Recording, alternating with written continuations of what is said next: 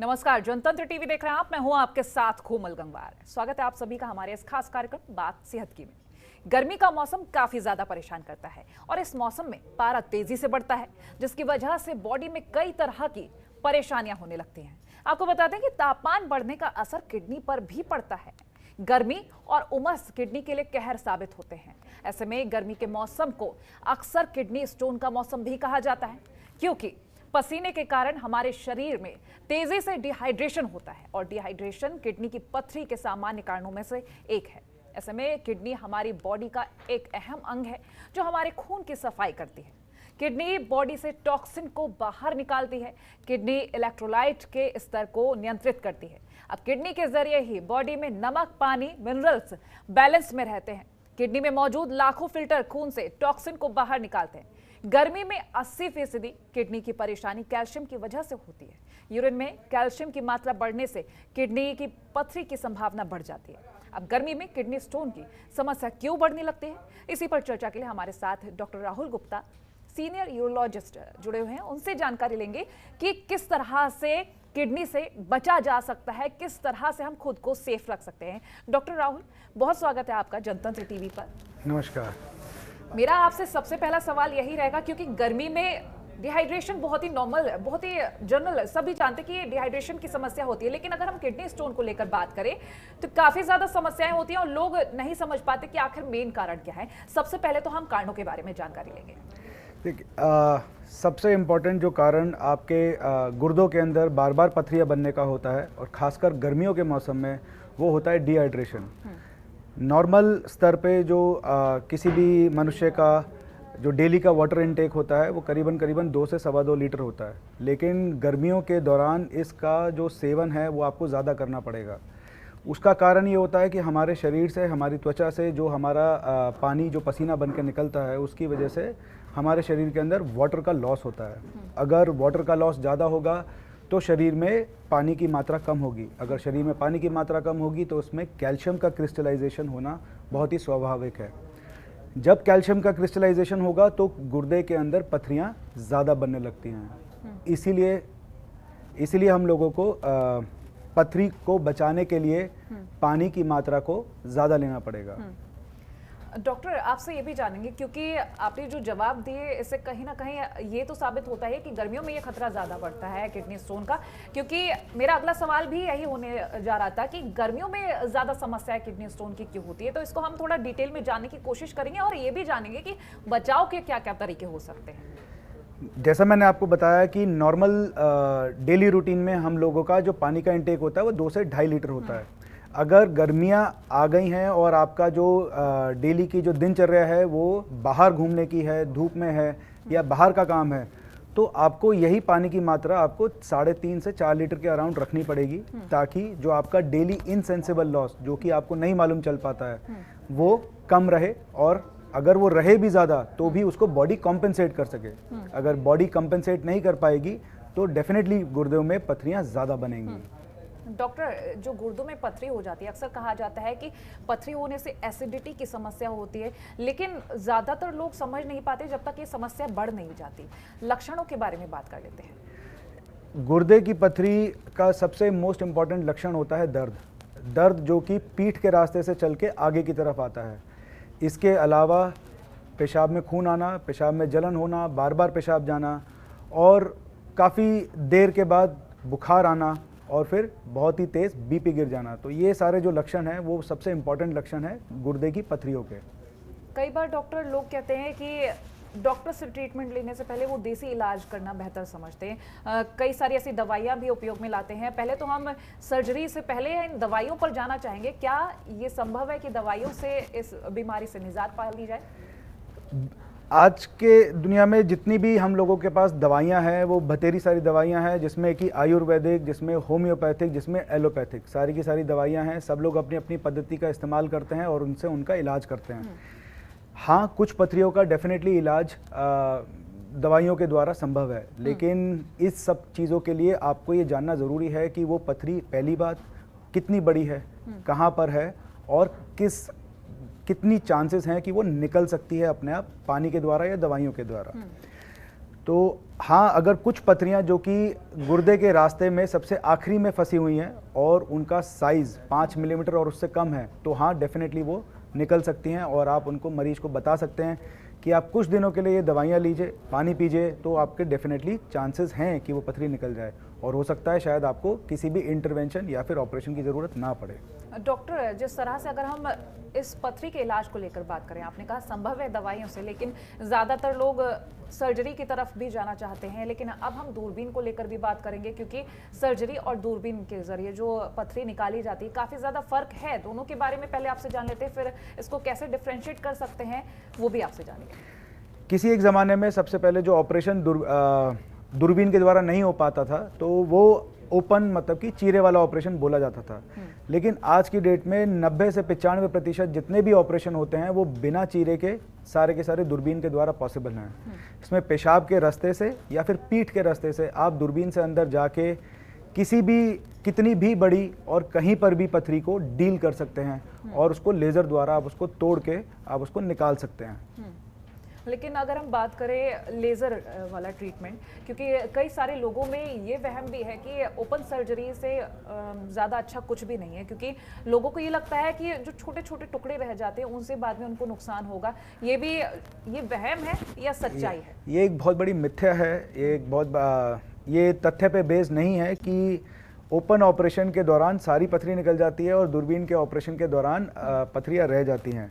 In fact दूरबीन की जो देखने की क्षमता है, जो टेक्नोलॉजी है, जो कैमरा सिस्टम आज की डेट में है हमारे पास, या फिर जो लेज़र की जो टेक्नोलॉजी है, that is far better than the naked eyes. तो अगर आप दूरबीन द्वारा या लेज़र द्वारा आप ऑपरेशन करते हैं तो डेफिनेटली एक नंगी आग नेकेड आई से ज़्यादा बेहतर देख सकते हैं और उन सारी पथरियों को चुन के निकाल सकते हैं। डॉक्टर, ये भी जानेंगे, क्योंकि ओपन सर्जरी को लेकर हमने बात की, अगर बेस्ट हम जानने की कोशिश करें, हालांकि अब तक तो आपकी बातों से यही लग रहा है कि दूरबीन वाला जो सिस्टम है काफ़ी ज़्यादा अच्छा है, लोगों को समझ में भी आ रहा होगा हमारे इस एपिसोड के जरिए, बट पिछले ज़माने के या पहले के लोगों की बात करें, वो आज भी ओपन सर्जरी को ज़्यादा बेहतर मानते हैं। तो आपके ज़रिए हम दर्शकों को बताना चाहेंगे बेहतर क्या है? देखिए, बेहतर सबसे पहली बात यह है कि क्या ओपन सर्जरी आज की डेट में हो रही है? हाँ, ये कुछ ग्रामीण क्षेत्रों में हो रही है जहाँ पर कि ये दूरबीन या फिर ये लेज़र की जो तकनीक है वो नहीं पहुँच पाई है, बहुत ही पिछड़े हुए इलाके या फिर जो बहुत ही ज़्यादा ग्रामीण इलाके हैं।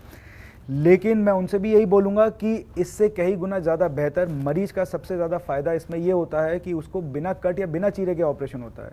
मरीज बहुत ही जल्दी अपने पैरों पे खड़ा हो सकता है, बहुत ही जल्दी अपने काम पे वापस जा सकता है और उसको जो भी वहम है या जो भी उसको शंका है कि भाई इसमें कुछ दिक्कत आएगी, तो ऐसा नहीं है। ओपन ऑपरेशन के बाद मरीज को कुछ नहीं तो कम से कम 4 से 5 दिन तक घर में रहना पड़ता है और आराम करना पड़ता है, जबकि दूरबीन के ऑपरेशन के बाद मरीज नेक्स्ट डे से ही वापस अपने काम पे लग सकता है। तो ये बेस्ट है। अब हम बात करते हैं एज ग्रुप्स को लेकर, क्योंकि कई बार देखा जाता है लोगों का कहना कि बच्चों में इस तरह की दिक्कत नहीं होती, लेकिन हम अगर एज ग्रुप्स बांटते हैं, चाहे बच्चे हों, यंगस्टर्स हों या फिर हम ओल्ड एज लोगों की बात करें, तो ऐसे किस तरह से हम डिफ्रेंशिएट कर सकते हैं इन एज ग्रुप्स को? एज ग्रुप्स में जो सबसे इम्पॉर्टेंट एज ग्रुप आता है वो आता है 25 से 45 का एज ग्रुप। ये वो लोग होते हैं जो कि बाहर जाते हैं, काम करते हैं और जिनको पानी पीने की सुध नहीं रहती है या फिर अपना हाइड्रेशन ढंग से नहीं रख पाते हैं या फिर अपना खाना पीना ठीक से नहीं कर पाते हैं। रही बात बच्चों की, बच्चे भी आजकल खेलने में ज़्यादा लगे रहते हैं और उनका भी पानी का इंटेक कम रहता है। ओल्ड एज में ये प्रॉब्लम कम आती है, लेकिन ये ओल्ड एज में प्रॉब्लम तब एग्जैजरेट कर जाएगी जब उन लोगों को अदर प्रॉब्लम्स होंगी, जैसे कि डायबिटीज़ या फिर जैसे कि ओबेसिटी, जैसे कि उनका वजन बढ़ा हुआ है या फिर कोई और उनको हड्डी की दिक्कत है जिससे कैल्शियम का लॉस ज़्यादा हो रहा है। तो ये वो लोग होते हैं। सबसे खासकर 25 से 45 के जो एज ग्रुप होती है उसमें सबसे ज़्यादा पथरी की संभावना होती है। और हम ये भी जानेंगे, क्योंकि खान पान को लेकर बहुत सारी चीज़ें होती है, कई बार कहते हैं कि कुछ सब्जियां अवॉइड करनी चाहिए, ये सब जानेंगे। लेकिन हम पहले ये जानने की कोशिश करेंगे कि ऐसा क्या किया जाए कि आगे चल के ये समस्या किसी तरह से सामने ना आए। मेरा कहने का मतलब ये है कि समस्या तो किसी को हो जाती है तो उसका इलाज ढूंढते हैं, लेकिन ये समस्या ही ना हो उससे पहले अलर्ट किस तरह से रह सकते हैं? प्रिवेंशन, मतलब कि ये दिक्कत ना आने पाए, इसके लिए सबसे इम्पॉर्टेंट और सबसे ज़रूरी 3 बातों का याद रखना है। सबसे पहला, आप अपना पानी का जो इंटेक है वो कम से कम 2.5 से 3 लीटर रखिए। दूसरा, अपने खाने में नमक की मात्रा को कम करिए और सबसे इम्पॉर्टेंट अपने वजन को रेगुलेट करिए। अगर आप ये 3 चीज़ें करके रखेंगे तो आपके पथरियों की बनने की संभावना अपने आप 40% कम हो जाएगी। और रही बात बाकी खाने पीने की, कुछ लोगों के अंदर पथरी बनने की संभावना इसलिए ज़्यादा होती है क्योंकि उनका जो खाना है that is consisting of red meat या फिर मीट या फिर ऑक्जेलेट कंटेनिंग जो फूड्स होते हैं। इसके अलावा अगर आप कोई से भी कैल्शियम सप्लीमेंट्स ले रहे हैं तो कृपया करके उनको खाने के साथ लीजिए। कैल्शियम सप्लीमेंट जब भी आप लेते हैं खाने के बिना तो कैल्शियम की मात्रा खून के अंदर ज़्यादा आती है और वो ज़्यादा पथरियाँ कॉज कराता है। इसके अलावा अगर आपकी वो ऐसी कोई दवाई चल रही है जिससे आपका यूरिन का प्रोडक्शन कम हो रहा है या फिर कोई भी ऐसी दवाई चल रही है जिससे कैल्शियम का एक्सक्रीशन बढ़ रहा है, तो ये वो सारी चीज़ें हैं जो कि आपको हेल्प करेंगी प्रिवेंशन में। साथ ही अब हम ये भी जानेंगे क्योंकि बच्चों को लेकर बहुत सारी चिंताएं लगी रहती हैं। कई पेरेंट्स होते हैं उनको ये टेंशन रहती है कि पानी नहीं पी रहा है तो कहीं ये दिक्कत ना हो जाए या वो दिक्कत ना हो जाए, बहुत सारी दिक्कतें होती हैं। इस बीच हम किडनी स्टोन को लेकर बच्चों के बारे में भी जानेंगे। आपने एक एज ग्रुप तो बताया, लेकिन बच्चों में कितना खतरा रहता है और किस तरह से उन्हें बचाया जा सकता है, क्या कुछ कर सकते हैं? जो भी चीज़ बड़े लोग मतलब अडल्ट्स में होती है वो ही चीज़ आपकी बहुत ज़्यादा एग्जैजरेट हो जाएगी अगर बच्चे में है। जैसे कि मैंने आपको बताया कि 5 मिलीमीटर और 5 मिलीमीटर से नीचे वाले जो स्टोन्स हैं वो कम दिक्कत कॉज कराते हैं, लेकिन यही दिक्कत अगर आप बच्चों में बात करेंगे तो ये दिक्कत बहुत ज़्यादा एग्जैजरेट हो जाएगी क्योंकि बच्चों की जो पेशाब की जो नली है और जो गुर्दे का जो रास्ता है वो ऑलरेडी छोटा है। तो हाँ, अगर गुर्दे की पथरी 5 mm से भी बड़ी है अगर बच्चों में तो डेफिनेटली वो एक मेजर प्रॉब्लम है और उसका इलाज जरूरी है। और ये वाला इलाज भी बिना कट या बिना चीरे के दूरबीन के रास्ते से किया जा सकता है। कई बार ऐसा देखा जाता है डायबिटिक पेशेंट्स के लिए बहुत ज़्यादा मुश्किलें हो जाती हैं, या थायराइड पेशेंट है तो वहाँ पर बहुत सारी मुश्किलें होती हैं। इन चीज़ों को लेकर भी हम जानेंगे कि यदि डायबिटिक पेशेंट है, यदि थायराइड पेशेंट है या फिर और कोई भी बीमारी है, उन बीमारियों के चलते क्या दूरबीन से किडनी स्टोन निकाला जा सकता है, किस तरह से अलर्ट रह सकते हैं, क्या कुछ सावधानियाँ बरती जाएँ इस समय? डायबिटिक मरीजों के साथ जो सबसे इम्पॉर्टेंट दिक्कत होती है वो उनकी खुद की मेटाबॉलिज्म होता है। डायबिटीज़ अपने आप में एक ऐसी बीमारी है जिसकी वजह से गुर्दे की पथरियाँ ज़्यादा बन जाती है, जिसको बोला जाता है इंसुलिन रेजिस्टेंस। जब इंसुलिन रेजिस्टेंस होती है तो शरीर के अंदर पथरी बनने की संभावना ऑक्जेलेट की या फिर जो इन्फेक्शियस स्टोन्स होते हैं उनकी बढ़ जाएगी। हाँ, ये पथरियाँ भी डेफिनेटली ट्रीट करी जा सकती हैं दूरबीन के रास्ते से या फिर पीठ के छोटा सा चीरा लगा के या फिर दूरबीन से जाके अंदर। तो दोनों ही केस में रही बात थायराइड के मरीजों की, जिन मरीजों को थायराइड की कमी पाई जाती है उनका बेसल मेटाबॉलिक रेट उनके अंदर कम होता है और उनका वज़न ज़्यादा होता है, जिसकी वजह से दोबारा से जैसे कि मैंने बताया कि पथरियाँ बनने की संभावना ज़्यादा हो जाती है। लेकिन इन सभी मरीजों में या फिर जिन मरीजों को ये बीमारियों से ग्रस्त हैं तो ऐसा नहीं है कि इन मरीजों में इलाज डिफरेंट होता है या फिर इनका इलाज किसी और तरीके से किया जाता है। नहीं, इन सभी का इलाज उसी तरीके से किया जाता है जिनका बाकी तरीके से किया जाता है। डॉक्टर, हम खान पान को लेकर बात कर चुके हैं, क्या क्या इलाज है ये बात कर चुके, लेकिन जो दूरबीन के जरिए किडनी स्टोन निकाला जाता है उसके बाद कई बार ऐसा छोटे छोटे टुकड़े रह जाते हैं। लोगों में ये भी वहम रहता है कि वो टुकड़े बढ़ जाते हैं या उनके जरिए और स्टोन्स हो जाते हैं। ये मिथ है या वाकई में ऐसा कुछ होता है, ये क्लियर करना चाहेंगे? देखिए, दूरबीन के ऑपरेशन के बाद अगर आपके गुर्दे में या फिर गुर्दे के रास्ते में अगर छोटे पत्थर रह जाते हैं जिनका साइज 5 मिलीमीटर और उससे नीचे है तो उसमें डरने की ज़रूरत नहीं है। 90% हमारे भगवान ने शरीर के अंदर ऐसी दी है हम लोगों को एबिलिटी कि वो सारे के सारे पत्थर अपने आप निकाले जा सकते हैं और अपने आप निकल जाते हैं ज़्यादा पानी पीने से। डर उसमें लगना चाहिए जिसमें कि हमारे पथरियां जो हैं वो बड़ी साइज़ की रह गई हैं और जिनके लिए आपको दोबारा से ऑपरेशन की ज़रूरत पड़े। ऐसा हार्डली 1 या 2% केस में होता है, लेकिन उसमें पहले से ही मालूम होता है हम लोगों को कि इसमें ये दिक्कत आ सकती है, इसलिए मरीज को बताया जाता है। लेकिन अगर छोटे छोटे कण रह जाते हैं तो उसमें के लिए आपको घबराने की ज़रूरत नहीं है। पथरी का साइज बढ़ने का जो वो काफ़ी कम होता है, that is almost like 0.1 to 0.2 centimetre per year. तो मतलब कि 1 या 2 मिलीमीटर का ही साइज बढ़ेगा हर साल। तो इसमें घबराने का कुछ भी नहीं है। हाँ, दूरबीन के बाद आप एक बार एक्सरे या फिर सीटी स्कैन कराकर ये कंफर्म जरूर करिए कि कितनी पथरी रह गई हैं या नहीं रह गई हैं। डॉक्टर, जिस तरह से हम खाने पीने को लेकर बात कर रहे थे, आपने ये तो बताया कि अलर्ट रहना है तो सावधानियां क्या क्या बरती जाएं, खाने पीने को लेकर क्या कुछ कर सकते हैं, लेकिन कई लोगों के दिमाग में ये चीज़ें बैठी हुई हैं कि कई सारी ऐसी सब्जियां हैं जिनसे स्टोन बनता है, जैसे पालक को लेकर बात कर लेते हैं, टमाटर को लेकर बात कर लेते हैं, तो ये चीजें भी हम दर्शकों को साफ करना चाहेंगे। पालक को लेकर या फिर चने की दाल को लेकर बहुत सारे लोगों में ये मिथ्या है कि हाँ इससे पथरियाँ ज़्यादा बनती हैं। डेफिनेटली ऑक्जेलेट के जो स्टोन्स होते हैं उन मरीजों में ये बताया जाता है कि आप ये वाली सब्जियां ना खाएं, लेकिन ये वो मरीज होते हैं जिनको बचपन से या फिर भतेरी बारी उनका ऑपरेशन हो चुका है, भतेरी बारी उनको पत्थर बन चुके हैं। तो किसी भी मरीज को ये बताने से पहले आपको ये पहले कंफर्म करना पड़ेगा कि ये जो पथरी थी ये किस केमिकल कंपोजिशन की थी, जैसे कि कैल्शियम ऑक्जेलेट या फिर प्योर ऑक्जेलेट स्टोन हुआ। उन मरीजों को आप बताइए कि आपको ये सब्जी नहीं खानी है या ये सब्जी खानी है। बेसल तौर पे आपको सिर्फ 3 चीज़ों का ही आपको सावधानी बरतनी है। पानी की मात्रा को ज़्यादा रखना है, नमक की मात्रा को कम रखना, वजन को कम रखना है। अगर आप ये 3 चीज़ें करेंगे तो डेफिनेटली आपको सब्जियों में इतनी दिक्कत नहीं आएगी। डॉक्टर, अभी आपने कहा किडनी स्टोन जो स्टोन है उसका टाइप किस तरह से पता चलेगा? किडनी स्टोन का टाइप पता करने के लिए सबसे इम्पोर्टेंट होता है जब आप उसका ऑपरेशन कराते हैं तो आपको डॉक्टर या आपका जो यूरोलॉजिस्ट है वो आपको पथरी हैंड ओवर करता है। जब वो आपको हैंड ओवर करता है तो आप उसका कैल्शियम केमिकल कंपोजिशन को वैल्यूएट करा सकते हैं। बतेरी सारी लैब्स हैं, वो आपको बताएंगी कि ये पथरी किस चीज़ से बनी हुई है, जैसे कि कैल्शियम ऑक्जेलेट डाइहाइड्रेट या ऑक्जेलेट स्टोन्स, फिर मैग्नीशियम अमोनियम फॉस्फेट जिसको MAP या फिर इन्फेक्शन स्टोन भी बोला जाता है। तो जितने भी अलग अलग प्रकार के स्टोन हैं उनका सभी का केमिकल एनालिसिस होना चाहिए और उसी के बाद आप किसी भी मरीज को उसका डाइटरी एडवाइस दीजिए।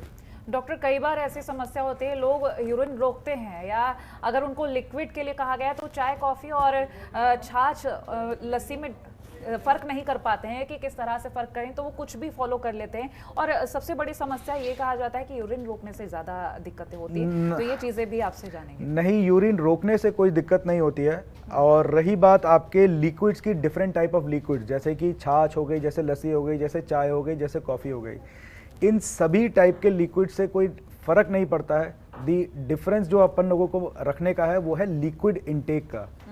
कहीं पर भी ये नहीं बताया जाता है कि आप सिर्फ पानी ज़्यादा पीजिए, आपका लिक्विड इंटेक ज़्यादा होना चाहिए, चाहे वो आपका जूस हो, चाहे वो आपका गन्ने का रस हो, चाहे वो आपका किसी भी चीज़ का जूस या कोई सा भी लिक्विड हो। इट डजंट मैटर कि आप कौन सा जूस पीते हैं या कौन सा लिक्विड लेते हैं, लिक्विड की मात्रा ज़्यादा हो। तो साथ ही ये भी जानेंगे अब आपसे, क्योंकि लिक्विड की तो हमने बात कर ली, सब्जियों को लेकर भी बात कर ली, अब फ्रूट्स को लेकर हम बात कर लेते हैं, क्योंकि बहुत सारे ऐसे फ्रूट्स जिसको लोग इग्नोर कर देते हैं, क्योंकि पुराने ज़माने से ये चला कि पथरी से बचना है तो ये चीज़ मत खाइए, वो चीज़ मत खाइए। फ्रूट्स की भी हम बात कर लेते हैं। सिट्रस फ्रूट्स, जिन फ्रूट्स के अंदर जैसे कि नींबू, जैसे कि ऑरेंज, जैसे कि कीनू, ये सब जो इतने भी जूस फ्रूट्स होते हैं जिनके अंदर साइट्रिक एसिड होता है, तो साइट्रिक एसिड साइट्रेट हेल्प करता है कैल्शियम स्टोन्स की रिडक्शन में, फॉर्मेशन ना होने में। क्यों? क्योंकि ये गुर्दे के रास्ते से पेशाब में आता है, जहाँ पे ये कैल्शियम को पकड़ के उसको वॉश आउट कराता है।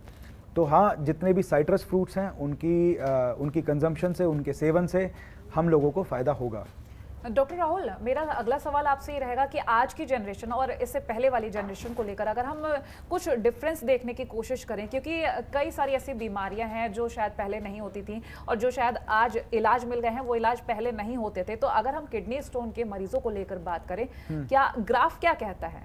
ग्राफ ये कहता है कि आज की डेट में जितने भी यंगस्टर्स हैं उन लोगों के अंदर किडनी स्टोन फॉर्मेशन की टेंडेंसी डेफिनेटली ज़्यादा बड़ी है। उसके बतेरे सारे कारण हो सकते हैं, आजकल का लाइफस्टाइल, सोडा कंटेनिंग लिक्विड्स जैसे कि कोल्ड ड्रिंक्स या ये सब, जिनसे आपके शरीर के अंदर जो केमिकल इम्बैलेंस होता है जिसकी वजह से आपके स्टोन की फॉर्मेशन की मात्रा ज़्यादा हो जाती है। या फिर पानी की मात्रा, पानी का सेवन कम करना, क्योंकि सभी लोग एसी में हैं या फिर कहीं और पे अपना काम करते हैं तो ध्यान नहीं रखते हैं, एज़ कम्पेयर टू जो हमारे पुराने लोग हैं। पुराने लोगों का जो सेवन था वो काफ़ी फ्रेश था, काफ़ी ज़्यादा लिक्विड इंटेक था। तो डेफिनेटली हाँ, आज की पॉपुलेशन में जो स्टोन फॉर्मेशन रेट है वो बहुत ज़्यादा बड़ा है और उसके बतेरे सारे कारण भी हैं, उसमें से एक डाइटरी फैक्टर सबसे ज़्यादा कॉमन है। डॉक्टर, मेरा अगला सवाल आपसे रहेगा कि अगर हम बात करें ट्रीटमेंट्स को लेकर, कुल कितने ट्रीटमेंट्स होते होंगे? क्योंकि दवाई है, दूरबीन है, सर्जरी, यही दवाई, दूरबीन और सर्जरी, हाँ, ये इलाज के लिए डेफिनेटली यही एक तरीके हैं। जैसे मैंने बताया, प्रिवेंशन मतलब कि ना हो, ये एक बिल्कुल ही अलग चीज़ रहेगी और इलाज बिल्कुल अलग चीज़ रहेगी। इलाज का जो बेसिस रहेगा वो रहेगा मरीज के सिम्टम्स, मरीज को अगर बार बार दर्द हो रहा है, बार बार खून आ रहा है, पेशाब में जलन है, पेशाब का इन्फेक्शन हो गया है, बुखार आ रहा है, तो हाँ आपको वो पथरी निकालने की ज़रूरत बहुत ज़्यादा है। दर्द इसमें सबसे इम्पॉर्टेंट रहता है एज़ कम्पेयर्ड प्रिवेंशन। एक बार आपको पथरी हो कि आपने निकलवा ली है या फिर अगर आपकी हिस्ट्री है तो आप इसमें ये कर सकते हैं, आप अपनी पानी की मात्रा बढ़ा सकते हैं। बतेरे सारे ऐसे सिरप्स आते हैं जैसे कि हम लोगों का साइट्रस फ्रूट इंटेक कम होता है और अगर आपको प्रिवेंशन करने का है तो आपको ये सारे सिरप लेने का फ़ायदा ये होगा कि इसमें कैल्शियम का डिपोजिशन कम होगा और जब कैल्शियम का डिपोजिशन कम होगा तो आपके स्टोन्स की प्रिवेंशन ज़्यादा होगी। हम विंटर्स और समर्स को लेकर बात करेंगे। अभी मैंने आपसे ये सवाल किया कि गर्मियों में खतरा क्यों बढ़ जाता है, लेकिन जैसे विंटर्स की हम बात करते हैं तो लोग पानी भी बहुत कम पीते हैं, तो विंटर्स और समर्स को अगर कंपेयर किया जाए तो किस तरह से कंपैरिजन बैठ सकता है, कौन से सीजन में ये खतरा ज़्यादा रहता है? विंटर्स में हम लोगों का खतरा इसलिए कम रहता है क्योंकि हमारा शरीर का जो इनसेंसिबल बॉडी लॉस है वो काफ़ी कम हो जाता है और जो हमारे बॉडी की रिक्वायरमेंट है पानी की वो भी 800 से 1200 ml रह जाती है। एज़ कम्पेयर्ड गर्मियों में हम लोगों की ये सारी इनसेंसिबल वाटर लॉस और हमारे पानी की रिक्वायरमेंट दोनों ही बढ़ जाती हैं। अगर इसके ऊपर आप ऐड कर दें कि आप पानी नहीं पीजिएगा या आपका फ्लूइड का इंटेक या लिक्विड का इंटेक कम रहेगा तो डेफिनेटली आपको पथरी की शिकायत गर्मियों में ज़्यादा मिलेगी। ठीक है, और इसमें कई जगह बहुत कम सुना है लेकिन सुना ज़रूर है कि एक्सरसाइज और स्ट्रेस का भी रोल होता है, इसको किस तरह से हम देख सकते हैं? एक्सरसाइज एंड स्ट्रेस डेफिनेटली आपको स्ट्रेस जितना आपका रहेगा, जितना आपका एक्सरसाइज रहेगा उतना आपका वाटर लॉस ज़्यादा होगा। आपकी बॉडी की रिक्वायरमेंट, आपका बॉडी का मेटाबॉलिज्म उतना ही फास्ट चलेगा, जितना फास्ट चलेगा उतना ज़्यादा आपको पानी की कंजम्पशन का ज़रूरत है।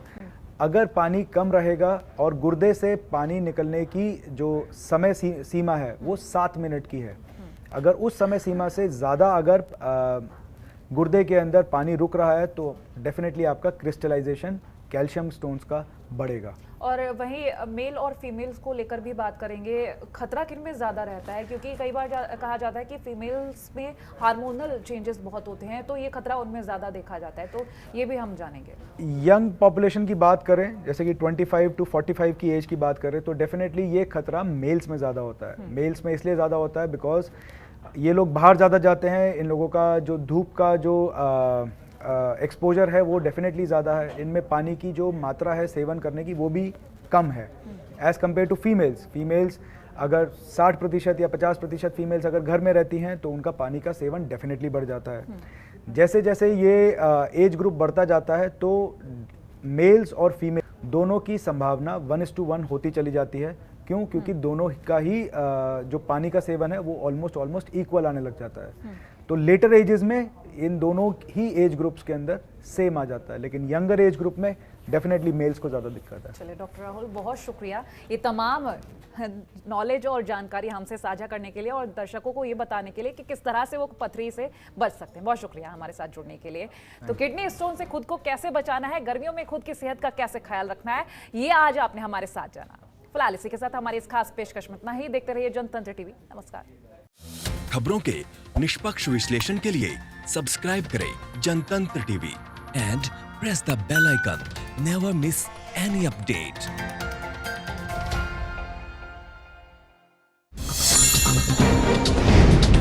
डाउनलोड कीजिए जनतंत्र टीवी ऐप को, जो कि अवेलेबल है गूगल प्ले और ऐप स्टोर पर। अधिक जानकारी के लिए अभी डाउनलोड करें।